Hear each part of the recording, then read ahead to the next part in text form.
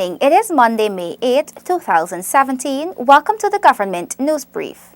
In the news this evening, specialized nurses touted for GPHC's pediatric unit, Statistics Bureau building capacity of interviewers for upcoming National Labor Survey, and the government is assessing areas to develop Berbice. Stay tuned for these and other stories. Thank you for staying with us. I am Renetta LaFleur. Here are the details. Nursing specialists are being recommended to boost the operations of the Georgetown Public Hospital Corporation's pediatric unit. More in this report from Delicia Haynes. As the GPHC seeks to expand and specialize pediatric care, the need for specialized nurses in the unit is being emphasized. Specialized nurses complement the care provided by specialized doctors. Pediatric surgeon of the GPHC, Dr. Marissa C. Prasad, says that specialization of nurses will result in a more patient-centered care being delivered. Most of the newer services that we have are actually specialized services. Exactly. So the doctors are specialized and the nurses must be specialized, and we cannot expect that even on the two sides that you see here, that the medical doctors or the medical nurses can function efficiently and effectively on the surgical side. They're vastly different things. And not because it's like, let's say, pediatrics, then somehow everybody can manage. Dr. C. Prasad points out, for example, that cardiac intensive care for children requires specialization of nurses, since nurses often engage and provide follow-up treatment to patients. She further explains that specialization will allow nurses to function in an area of specific interest for more effective healthcare delivery. Even on the adult service, if you say cardiology, the adult cardiologist and the pediatric cardiologist, completely different things. We need to recognize that, and we need to work towards specializing, like specialized teams and building teams and not splitting them up and moving them around to have everybody have the same exposure. We have to be masters of our trade. The specialization of nurses is being pushed for the pediatric unit since the care offered requires an attentive approach. Reference has been made to the recently launched emergency nursing program. This program allows for nurses to administer emergency medicine, working along with emergency unit doctors to resuscitate and treat patients in a timely manner. For the Government News Brief, Delicia Haynes. The government, in collaboration with the Inter-American Development Bank, IDB, is training interviewers to build their capacity in preparation for the National Labor Force Survey. Details in this report. Finance Secretary, Ministry of Finance, Dr. Hector Butts explains that the government, since its assumption to office, recognized that adequate data in the labor force was lacking.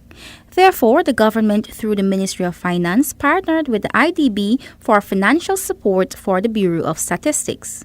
This support will strengthen the institution's capacity in design, planning, and execution of a nationwide labor force survey through this training. The principal and ultimate objective being that with the new and/or enhanced skills acquired, members of staff of the Bureau, particularly the Surveyors Division, would be able in the immediate future to manage a continuous survey program of the labor force and other socio-economic surveys to meet policy information needs of government. The labor force survey will run for a 12-month period commencing July 2017. It is subdivided into 4 continuous sub-rungs of 3 months each. Chief Statistician, Bureau of Statistics, Lennox Benjamin highlights some of the areas which the survey will be focusing on. In Guyana, as our economy and society has evolved over the past 50 years, our labor force survey will be focusing not just on numbers, but on such key dimensions as the gender profile of our labor force, the degree of underemployment, the working poor, youth representation in our labor force, the emergence of multiple job holders, senior citizens in the labor force, just to name a few. Meanwhile, Chief of Operations at IDB, Sharon Miller, stresses the importance of collecting credible data not only on the coast but also in the far-flung areas. She notes that professionalism is key and urges interviewers not to be biased when conducting the surveys. There are really no alternative facts. I was expecting to get a a laughter here, because we all know that. But really to recognize that what needs to be there is put there, to handle the information that you're collecting with the level of professionalism and confidentiality and accuracy that it requires. The training is scheduled to last for 2 weeks. Renetta LaFleur for the Government News Brief. Tapakuma residents assured by Minister Dr. George Norton that the Commission of Inquiry on Lands will be in the best interest of all Guyanese. More from Delon Sanko. Minister of Social Cohesion Dr. George Norton meeting Tapatunga residents in Region 2 during a ministerial outreach on Sunday notes that the COI is a direct request from the indigenous communities. The communities were visited by President David Granger whilst he was opposition leader, and requests were made for lands to be regularized. The Amerindians are saying that we have problems with our land. And I was there when Mr. Granger said, when we get into power, we will once and for all have a commission of inquiry where we will deal with land problems. Okay? He said that and the people applauded him. They applauded him because that was a real problem. Now that we are putting this commission, which is legal, in place, it involves Amerindian, it involves surveyors, it involves engineers, it involves lawyers. We're having a big hullabaloo about, everything in the Amerindian Act will solve land problem. It didn't solve it in 23 years under the past government. I don't know how it will solve it now. And if it was solving it before, then the people would not have cried out. Dr. Norton notes that government will not fall back on the promise since it affects us all. They were telling us that they have problems. Here it is that we're putting something in place, and then the PPP want us to pull back the motion. It's not going to happen because we want to solve problems. And this is the big issue you have. Dr. Norton assured the residents that there is nothing to be afraid of since the COI will be in their favors. President Granger had to say that this land of Guyana, which is given to us by the great spirits, by God, is bountiful and we have enough for all of us. All of us. So when we have one sector claiming that we cannot deal with land issue as a whole, but it has to be dealing only with Amerindians alone, I don't think that is the way. If we've got a land problem in Guyana, where it belongs to, whether it's for the Indians, whether it's for the Africans, whether it's for the Amerindians, we got to solve it. Okay? We got to solve it. But there's no need to be afraid that it is not going to be in your favor. The COI was established on March by President David Granger to examine all issues and uncertainties surrounding the claims of Amerindian land titling. The 7-member commission is led by Reverend George Chakasan. Delon Sanko for the Government News Brief. The government is seeking to develop and bring human empowerment back to Berbice. Minister within the Ministry of Natural Resources, Simone Brooms, tells residents of Number 8 Village, West Coast, Berbice during a recent outreach.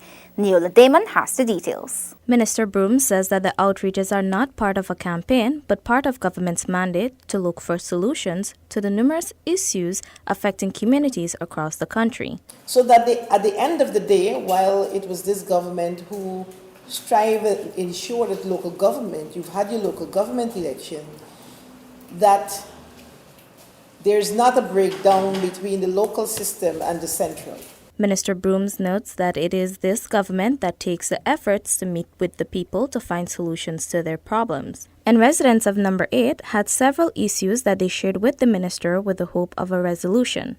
Rent on agricultural land, mining, and social issues were among concerns raised. We are not saying that you must not raise the rent, the raise of taxes for the land. Right? It must have to raise. We need upgradement in the agriculture side, but the rent is too high, it's kept too high on it. This issue as it relates to the washrooms and the electrical issues, it is not just about this school alone, but we have an issue throughout the region where the students, to some extent, they're deliberately breaking the lights off going into the washroom areas and so on, breaking up the pipes and so on. Minister Broom says that she will seek to address the concerns of the residents which were raised. The minister also encouraged residents to take responsibility of their actions if the country is to move forward. Nia Ludima for Government News Brief. Residents of Bethany Region 2 are calling for more community involvement in infrastructural projects in their community. Sonika Thorne has the details. The increased incident of poor quality of works by outside contractors is a major concern for the residents of Bethany, an indigenous community located in Supernam River.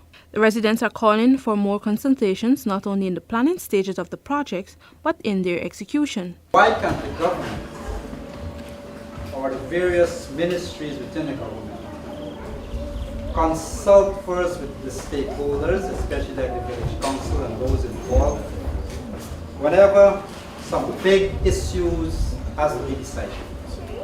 Like we said, we talk about the school, we talk about the buildings, you are the last set of people to know what's really happening.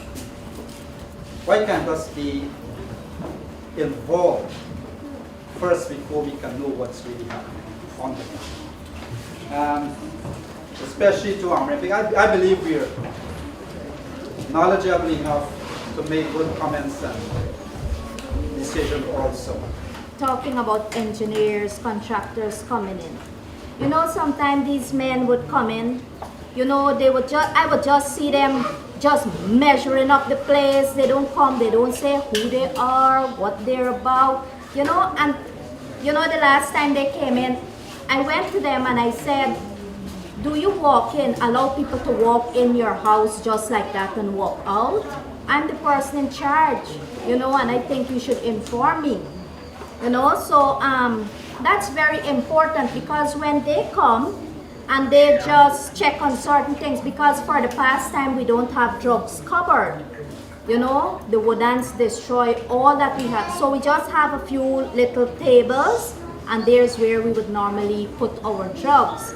Right? So, I mean, if they come and they tell us, well, here, we're here to see what repairs can be done or what you need or whatever, we can, because sometimes when they come, they say, you know, well, this is all we come with. We just come to check on the roof, or we just come to check on the surroundings. So that would be very nice if they can just, you know, inform us or let us know what they are about. This issue was raised during a ministerial outreach in Region 2 over the weekend.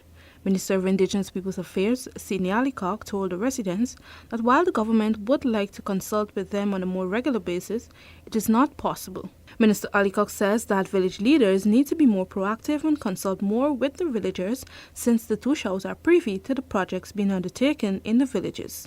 You're easier to the center.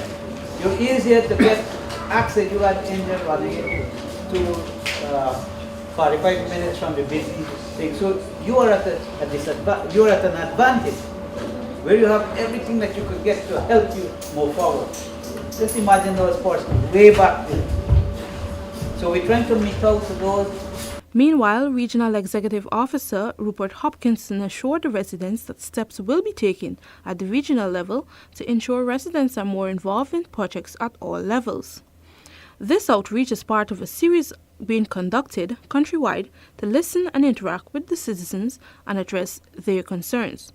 For the Government News Brief, Sonika Thorne reporting. We have come to the end of today's edition of the Government News Brief. The details of these and other stories can be found on GINA's website. GINA has an active Facebook page, and we encourage you to visit and like us so you can be informed as the news unfolds. You can also visit our website and YouTube channel. Do join us tomorrow for another edition of the Government News Brief. I am Renette Lafleur. Have a great evening.